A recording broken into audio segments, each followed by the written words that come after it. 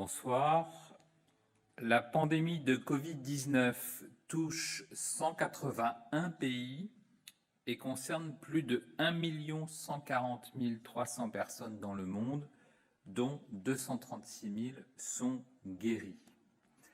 Les États-Unis rapportent le plus grand nombre de cas au monde, plus de 278 500, 21 000 de plus qu'hier. L'Espagne a 125 000 cas, l'Italie près de 120 000 et l'Allemagne plus de 92 000. Le total des décès de cas confirmés est de 60 887. L'Italie déplore 14 681 décès, l'Espagne 11 744 et les États-Unis 7 826. En France, les données hospitalières qui nous remontent de 947 établissements de santé, publics et privés, démontrent l'impact très sévère du coronavirus et de cette épidémie exceptionnelle. Aujourd'hui, 28 143 personnes sont actuellement hospitalisées pour infection à Covid-19, c'est 711 de plus qu'hier, et en détail, ce sont 2822 nouvelles hospitalisations arrivées à l'hôpital, mais aussi, et c'est important, 2111 sorties.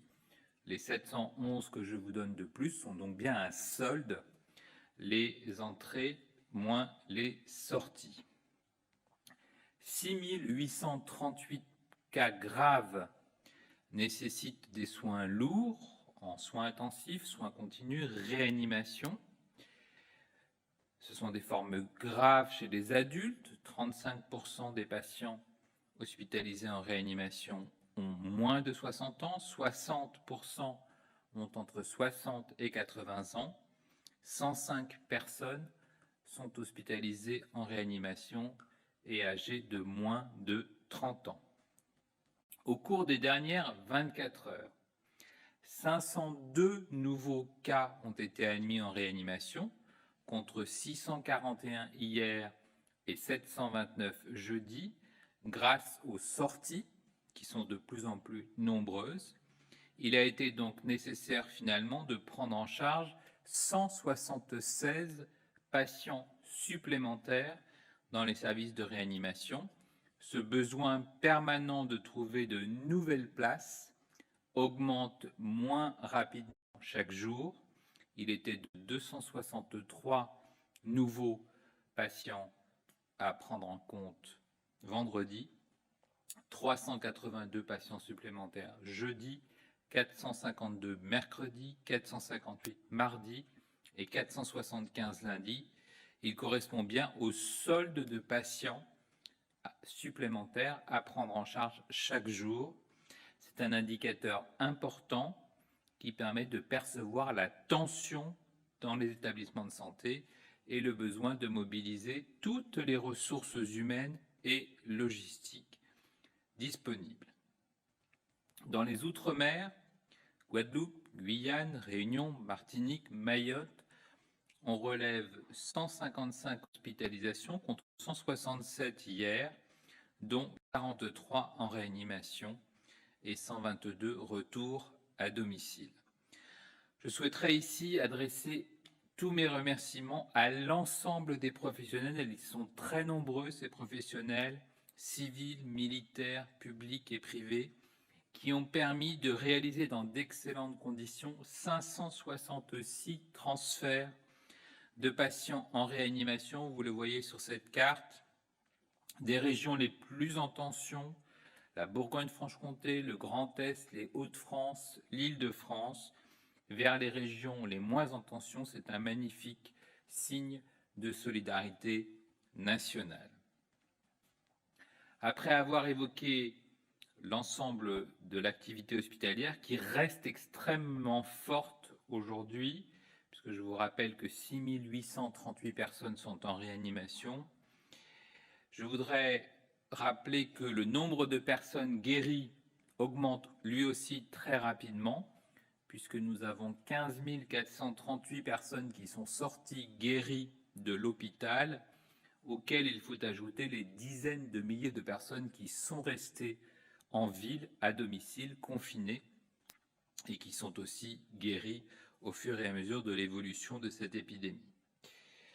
En ce qui concerne la surveillance syndromique, celle qui est faite en population, les services d'urgence ont observé hier 3 409 passages, soit 17% de leur activité totale, pour une suspicion de Covid-19.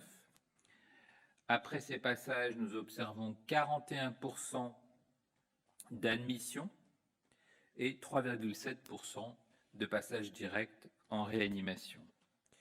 Il y a eu 1082 interventions de SOS médecins hier, contre 1038 la journée précédente, pour une suspicion de Covid. Cela représente 19% de l'activité totale de SOS médecins.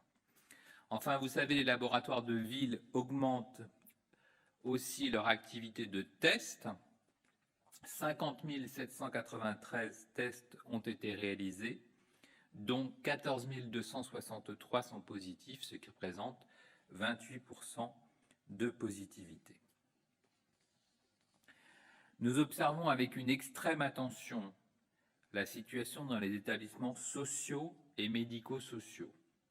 3 584 établissements ont signalé un épisode concernant un ou plusieurs cas d'infection à Covid-19. Ils le signalent à Santé publique France à travers une application qui est disponible sur le portail national des signalements, mais aussi grâce aux données transmises par les différentes agences régionales de santé. Donc merci à tous les établissements qui participent à cette surveillance nationale et à cette saisie.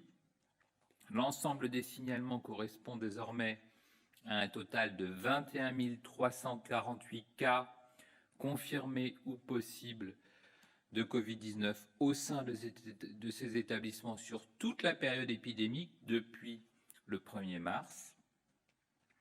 En ce qui concerne la mortalité, le bilan des décès, vous savez que nous avons une surveillance particulière de la mortalité en établissement de santé, à l'hôpital. Depuis le 1er mars, nous déplorons 5 532 décès. 82% de ces décès surviennent chez des personnes de plus de 70 ans et 13 décès en Outre-mer, 8 en Guadeloupe, 3 en Martinique et 2 à Mayotte. Dans les dernières 24 heures, ce sont donc 441 décès qui ont été enregistrés en milieu hospitalier contre 588 au cours de la journée précédente. En ce qui concerne la mortalité dans les établissements sociaux, médico-sociaux, les EHPAD, nous avons désormais 2028 décès qui ont été déclarés par ces établissements. Je vous rappelle que ces décès correspondent à l'ensemble des déclarations des établissements sur toute la période de l'épidémie depuis le 1er mars. Donc de plus en plus d'établissements participent activement aux remontées. Je les en remercie. Et cela nous permet d'avoir une idée de plus en plus précise de l'ensemble des décès qui sont survenus au sein de ces institutions depuis le début de l'épidémie. Depuis le 1er mars donc, en additionnant les décès survenus à l'hôpital et ceux qui sont survenus en établissements sociaux et médico-sociaux, nous déplorerons 7 560 décès. Enfin, vous le savez, nous suivons l'évolution de la mortalité toutes causes confondues qui est signalée en mairie, à l'état civil et qui correspond aux décès survenus à l'hôpital, aux décès survenus en institution et aux décès survenus à la maison. À l'échelon national, l'excès de décès par rapport à la mortalité attendue se renforce, notamment sur la semaine 13, et atteint désormais 27% d'augmentation. À l'échelon régional, 6 régions présentent un excès de mortalité par rapport à la mortalité attendue lors de cette semaine 13. La région Centre-Val de Loire s'ajoute aux régions Grand Est, Île-de-France, Bourgogne-Franche-Comté, Hauts-de-France et Auvergne-Rhône-Alpes. À l'échelon départemental, ce sont désormais 29 départements qui présentent un excès de mortalité par rapport à la mortalité attendue en semaine 13. Enfin, vous le savez, nous comptabilisons aussi l'ensemble des tests PCR positifs et nous avons désormais 68 605 cas confirmés par test PCR, donc de recherche virale, c'est 4 267 de plus. La pandémie de Covid-19 est totalement inédite, avec, vous le voyez, des milliers de cas très graves et des milliers de morts. Il est donc absolument impératif de respecter les consignes du confinement et de poursuivre l'application rigoureuse des gestes barrières et de la distance physique entre individus, cette fameuse distance d'au moins 1 mètre. Ce n'est pas le moment de relâcher l'effort, je le redis ce soir, restez chez vous pour sauver des vies. Pour tous ceux qui ont besoin de consulter un médecin, je souhaite vous informer que le ministre de la Santé autorise désormais la téléconsultation par téléphone pour tous les patients qui ne disposent pas de moyens de connexion en vidéo. Il s'agit bien souvent de Françaises et de Français précaires, éloignés de l'accès aux soins, auxquels il convient d'apporter toutes les solutions possibles dans cette situation exceptionnelle. Ces consultations qui sont réservées aux patients atteints ou suspectés de Covid-19 ou bien en affection de longue durée ou âgés de plus de 70 ans, sans moyens vidéo, seront prises en charge comme les autres téléconsultations dans le cadre de cette épidémie. Afin de pouvoir prendre soin de nos personnes les plus fragiles, nous sommes particulièrement attentifs à la situation dans les EHPAD.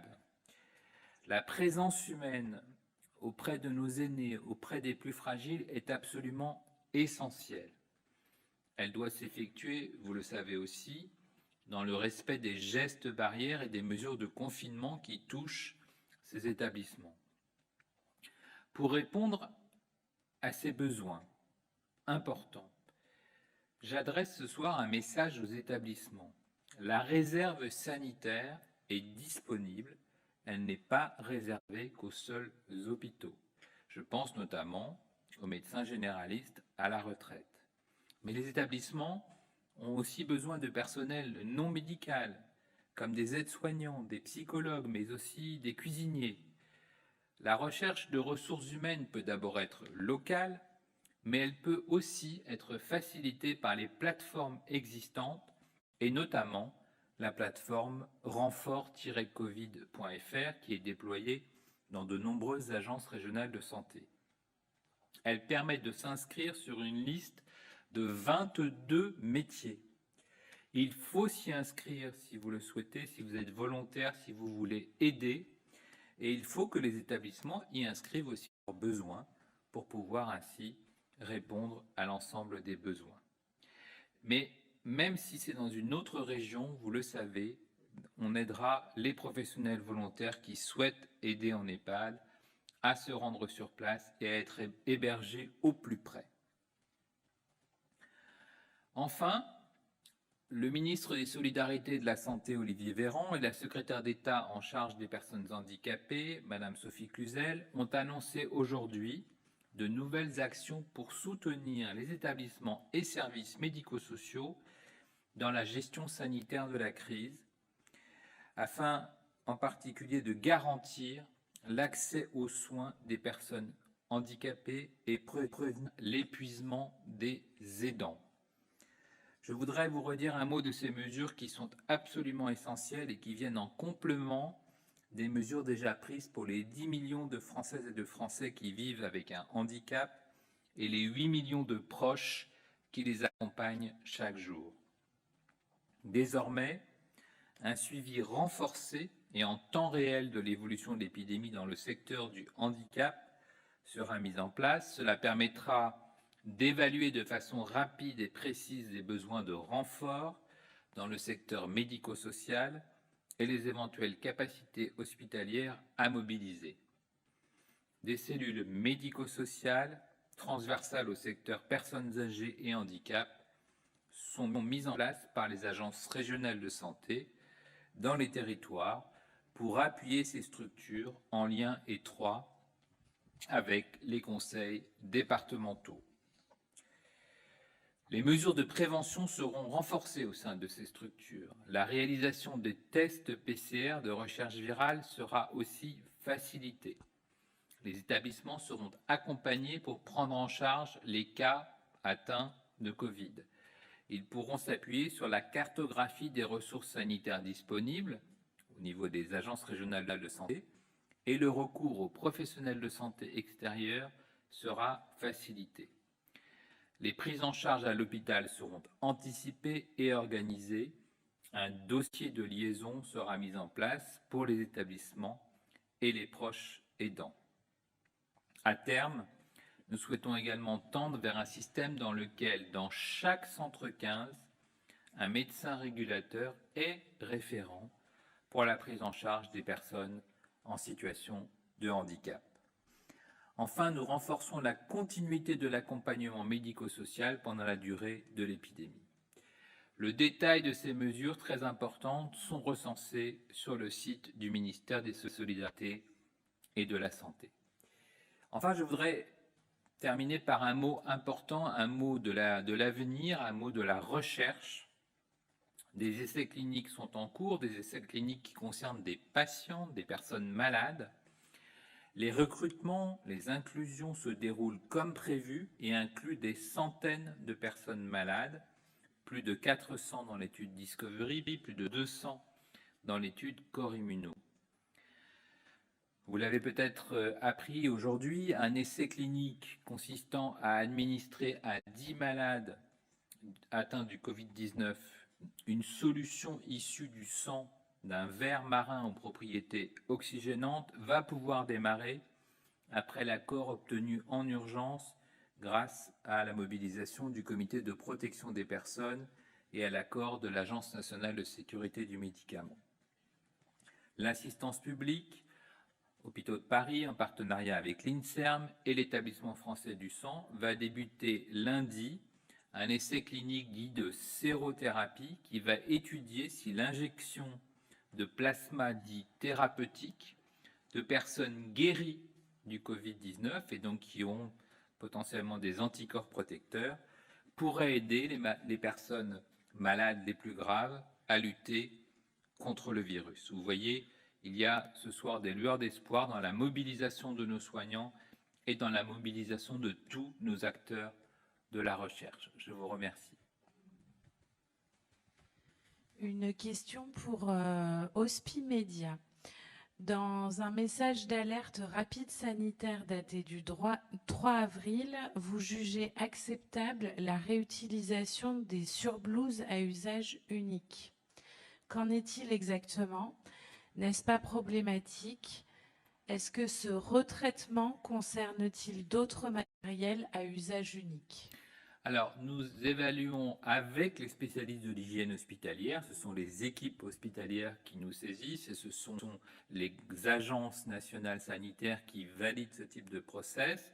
Vous savez, pendant des années, on a utilisé de l'usage unique et on a tout jeté. Aujourd'hui, on se pose la question pour certains équipements qui ne sont pas souillés, évidemment. Un équipement taché de sang n'est pas réutilisé, mais un équipement qui sert juste à protéger un soignant et qui peut être de façon validée, stérilisé, peut servir à une équipe hospitalière qui a besoin de ce type d'équipement. Donc on est dans des situations qui sont contrôlées, validées, proposées par les équipes d'hygiène hospitalière, prises en charge par les équipes spécialisées de stérilisation et là aussi validées par nos agences nationales de sécurité sanitaire, que ce soit l'ANSES ou l'ANSM sur un certain nombre de procédures. Donc on est vraiment très attentif à la sécurité sanitaire de ce type de traitement et de procédure du matériel. L'APM, concernant les EHPAD, il semble que les données ne sont pas enregistrées dans l'outil national dans plusieurs régions sur consigne des ARS. Comment expliquer cette situation et quand le système sera-t-il unifié pour disposer des données les plus exhaustives possibles? Alors, je vous le dis ce soir, les données sont vraiment très bien remplies. Il y a eu une différence de saisine puisque certaines ARS avaient mis en place leur propre protocole de saisine avant même que nous ayons le dispositif de Santé publique France. Donc c'est juste un transfert de ces données vers le dispositif national et une sécurité pour les Français que de savoir que ces données sont nationales, validées, que l'on parle bien de cas confirmés ou de cas possibles, que l'on parle bien de l'ensemble de la période de l'épidémie et que l'on parle bien de décès survenus en établissement, puisqu'on pouvait avoir au départ des décès qui étaient signalés aussi chez des résidents d'EHPAD, mais qui étaient décédés à l'hôpital. Donc on ne peut pas se permettre d'avoir des décès qui ne sont pas correctement pris en compte, soit oubliés, soit comptés 2 fois. Et donc on avait besoin d'être très rigoureux dans cette procédure de recueil, mais c'est exactement le cas ce soir. De très nombreux établissements, je vous ai dit plus de 3000 participent au recueil. Il y a aussi des établissements qui, fort heureusement, nous disent qu'il n'y a pas d'épidémie, qu'il n'y a pas de cas au sein de leur établissement et qu'il n'y a pas de décès, tant mieux. Et donc on voit qu'aujourd'hui, il y a une très forte mobilisation de ce secteur médico-social pour participer au recueil national. Une deuxième question de la PM, est-ce que des recommandations sont prévues concernant les centres ambulatoires Covid-19? Alors, les centres ambulatoires, on est sur une autre prise en charge. On est sur, premièrement, de l'accès aux tests. Et comme je vous l'ai dit, nous encourageons la réalisation des tests, nous encourageons la multiplication de l'accès à ces tests. Et en particulier, c'est de l'organisation souvent de villes, laboratoires, qui soit accueillent des personnes qui veulent se faire tester, soit projettent des équipes médicales pour se faire tester. C'est parfois des établissements de santé aussi qui créent ces centres dits ambulatoires, c'est-à-dire pour avoir des résultats en quelques heures. Et donc, c'est aussi des capacités de prise en charge médicale, puisque certaines équipes soignantes, et en particulier de médecins libéraux, se sont organisées pour qu'il y ait d'un côté une filière Covid et de l'autre côté une protection des autres patients, puisque je vous rappelle, nous sommes aussi très très attentifs à ce que les autres patients qui ont une pathologie chronique soient pris en charge dans d'excellentes conditions. Donc ce sont des organisations qui se sont mises en place sur le terrain, au plus près des besoins des patients et au plus près de l'organisation elle-même des professionnels de santé. RFI, le solde de nouveaux patients admis chaque jour en réanimation diminue. Est-ce que cela signifie un premier pas vers la fin de l'épidémie ou est-il trop tôt pour le dire? Comment expliquez-vous cette baisse du nombre de patients admis en réanimation? Est-ce l'impact du confinement? Alors, grande prudence, ce n'est pas une baisse du nombre de patients admis en réanimation, c'est une lente diminution de l'augmentation. Ça peut être étrange de dire ça, mais le nombre de lits nécessaires chaque jour est un peu moins élevé que la veille. Mais on doit quand même en permanence accueillir de nouveaux patients et le nombre total de patients en réanimation continue de progresser. Certes, il progresse moins vite, mais il continue de progresser. Et ce soir, nous n'avons jamais eu autant de patients en réanimation. C'est plus qu'hier. Certes, l'augmentation est plus faible, mais c'est toujours une augmentation et nous attendons que ce soit une diminution, c'est-à-dire qu'il y ait moins de pression sur les réanimations et surtout moins de pression sur les équipes. Donc grande prudence. Effectivement, ce ralentissement progressif des admissions est en soi une bonne nouvelle pour les soignants, mais c'est encore toujours plus de pression. Donc grande prudence, même si nous serons très attentifs à l'évolution dans les 3 ou 4 prochains, puisque là, c'est là que nous attendons quand même d'avoir un impact du confinement que les Français respectent. Et puisque nous savons qu'il y a la phase d'incubation, la phase clinique et la phase d'aggravation, nous sommes maintenant au début de la période où nous pouvons évaluer l'impact du confinement. Une question pour CNN. Le gouvernement recommande-t-il au public de porter des masques? Est-ce un changement de recommandation?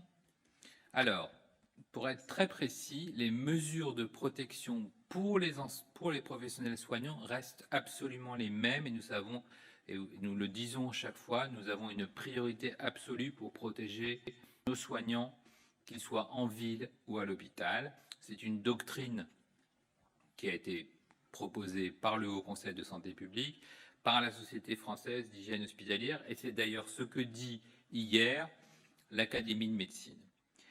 Nous avons commandé, vous le savez, des quantités de masques très importantes, près de 2 milliards de masques à destination du personnel de santé, parce que c'est eux qui doivent être protégés en priorité, et c'est surtout les besoins qui doivent être couverts, les besoins qui sont importants, surtout en cette période d'épidémie. Nous avons des consommations de masques en milieu hospitalier, des consommations de masques en ville qui sont importantes, et nous devons tout faire pour couvrir ces besoins dans la durée, car la crise est longue. Nous avons également autorisé la protection de masques dits alternatifs le 31 mars dernier. Ils assurent un niveau de protection moindre. Ils ne sont pas du tout adaptés au personnel soignant. Donc l'idée n'est pas de proposer ces masques au personnel soignant, mais bien de les rendre utiles, de les rendre disponibles pour des professionnels en contact avec du public, ainsi que pour des individus qui ont des contacts occasionnels avec d'autres personnes, sans pouvoir télétravailler, sans pouvoir garder les distances de sécurité d'1 mètre, dans un cadre professionnel. Ces mesures de protection pour le grand public, elles vont rester les mêmes et elles sont indispensables. Je vous rappelle donc, c'est important que même si l'on utilise ce type de masque alternatif, ça ne remplace en aucun cas toutes les mesures de distanciation sociale, de réduction des contacts, de distance physique d'1 mètre, les mesures de confinement et le respect des gestes barrières que les Français doivent maintenant parfaitement intégrer, et ils ont bien progressé dans ce sens. Alors ensuite, quelle est la place des masques alternatifs? Ça peut être un complément, mais ça ne doit surtout pas induire un sentiment de fausse sécurité si l'on abandonne l'ensemble des autres mesures, le lavage des mains, la distance, la réduction des contacts et l'ensemble des gestes barrières. Depuis le début de cette épidémie, nous apprenons chaque jour avec ce nouveau virus, avec en particulier, et vous le savez, de très nombreux échanges entre les instances internationales. L'Organisation mondiale de la santé, les CDC américains, qui sont les centres de référence pour de nombreuses maladies infectieuses. Et Olivier Véran, le ministre des Solidarités et de la Santé, l'a dit très bien ce matin, on doit être capable de produire des masques pour des personnes qui ne sont pas des soignants. Ce sont ces fameux masques alternatifs. Ce seront donc des personnes en deuxième ligne qui vont être en contact étroit avec le public. Et puis peut-être qu'un jour, nous proposerons à tout le monde de porter une protection, mais on n'en est pas là. Tout ça se discute, vous le savez, avec les experts, avec le conseil scientifique, avec les experts de virologie, toutes les agences sanitaires nationales. Et donc là encore, on adapte notre position, on évalue les connaissances, on évalue la situation. Et c'est donc cette contre-évolution qu'a rappelé le ministre. Et c'est exactement ce que j'ai dit aussi hier soir quand la question m'a été posée après l'avis de l'Académie de médecine. Une question de Bloomberg. Où en est-on sur les commandes de masques? Pouvez-vous faire un point? Alors, les commandes de masques, vous savez qu'elles sont passées à de nombreuses reprises. Nous faisons tout pour sécuriser ces approvisionnements. Il y a 2 aspects. D'une part, la production nationale qui est poussée au maximum, puisque l'objectif du président de la République a été très clair, puisqu'il s'est rendu dans une usine, c'est que nous développions de plus en plus cette autonomie, cette capacité d'indépendance nationale pour la production de masques. Il y a aussi beaucoup de commandes qui sont faites à l'international. Il y a un pont aérien qui s'est mis en place et les arrivées, les livraisons se font au fur et à mesure. Nous en attendons d'ailleurs encore la semaine prochaine. Donc c'est des arrivages constants que nous attendons pour répondre aux besoins importants, aux besoins hebdomadaires importants du personnel soignant, parce que je le répète, ces masques sont vraiment destinés à couvrir les besoins des personnels soignants. 3 questions pour le monde. La première, selon vos projections, combien de lits de réanimation faudra-t-il ouvrir d'ici le 15 avril pour accueillir l'ensemble des malades Covid graves? Alors, sur l'ouverture des lits, nous avons évidemment une procédure d'anticipation, puisque nous travaillons évidemment avec les équipes de réanimation, avec les directeurs d'établissement, avec les agences régionales de santé et avec les épidémiologistes qui nous alimentent au fur et à mesure que les indicateurs arrivent sur l'évolution de la courbe. Nous voyons aujourd'hui que nous atteignons un niveau historique. Le nombre de patients ce soir est très important, mais nous avons encore une marge de progression puisque les hôpitaux font toujours en sorte d'avoir des lits d'avance. Quand même très important et on doit saluer cet effort de ne pas se retrouver sans aucun lit, mais bien d'avoir toujours une solution pour prendre en charge dans les grands établissements 10 personnes, 20 personnes, 30 personnes, 50 personnes, et chaque région s'assure qu'elle a toujours ce volant disponible de lits. On voit, et vous l'avez souligné tout à l'heure, que l'augmentation du nombre de lits nécessaires se réduit petit à petit, et tant mieux pour les équipes, tant mieux pour les hôpitaux. Mais nous gardons toujours cette capacité de réponse, et nous gardons aussi, vous le voyez sur cette carte, notre solidarité nationale, c'est-à-dire que si une région se retrouvait en trop forte tension, nous continuerions, nous développerions ce type de transfert, puisqu'il est désormais parfaitement validé, on en a fait plus de 560, on continuera à le faire, et donc nous sommes toujours à l'écoute des besoins des régions, qui, si elles se sentent trop en tension et qu'elles n'ont plus suffisamment de marge de sécurité sur leur lit, nous demandent un transfert vers une région qui est moins sous tension. Quand le pic de l'épidémie est-il attendu en Île-de-France et dans le reste de la France? Alors, là encore, vous posez la bonne question, puisque on voit bien que l'évolution de l'épidémie n'est pas complètement la même selon les régions. Les régions Grand Est, Bourgogne-Franche-Comté, Hauts-de-France et Île-de-France ont été très fortement touchées. D'autres, peut-être plus dans le sud ou l'ouest, sont moins touchées. Elles ne sont pas du tout en saturation. Et c'est d'ailleurs grâce à cette situation qu'elles aident massivement les régions les plus touchées. On voit que l'on s'approche de ce pic, même si on ne peut pas prédire la date exacte de ce pic. Vous savez que d'autres pays s'en approchent aussi, l'Italie et l'Espagne, avec notamment un enjeu de plateau. Et le plateau est important à anticiper pour nos concitoyens, puisque même si le nombre d'admissions en réanimation diminue, on aura besoin de rester longtemps en réanimation, puisque la prise en charge est longue. Donc les patients qui vont arriver en réanimation vont y rester 10 jours, peut-être 2 semaines, parfois pour certains, les plus graves, 3 semaines. Donc les lits seront pendant très longtemps mobilisés, les équipes seront encore pendant très longtemps mobilisées. Donc soyons vraiment attentifs à ne pas laisser passer l'idée que le fait d'avoir atteint un pic ou d'être en plateau est la fin de cette épidémie, puisque nous aurons encore énormément de patients à prendre en charge, et donc nous serons vraiment tous mobilisés. Combien de transferts sanitaires sont anticipés pour la semaine à venir? Alors vous voyez, nous avons 566 transferts de réanimation, de patients de réanimation déjà réalisés, et nous nous adaptons à chaque fois aux besoins. Donc nous pouvons en faire plusieurs dizaines chaque jour. Tout va dépendre de l'évolution. S'il y a un peu moins de pression sur la région Grand Est, s'il y a un peu moins de pression sur l'Île-de-France, nous tiendrons compte évidemment des demandes effectuées par les grands hôpitaux et par l'agence régionale de santé responsable de la région. Je vous remercie, c'était la dernière question. Merci beaucoup.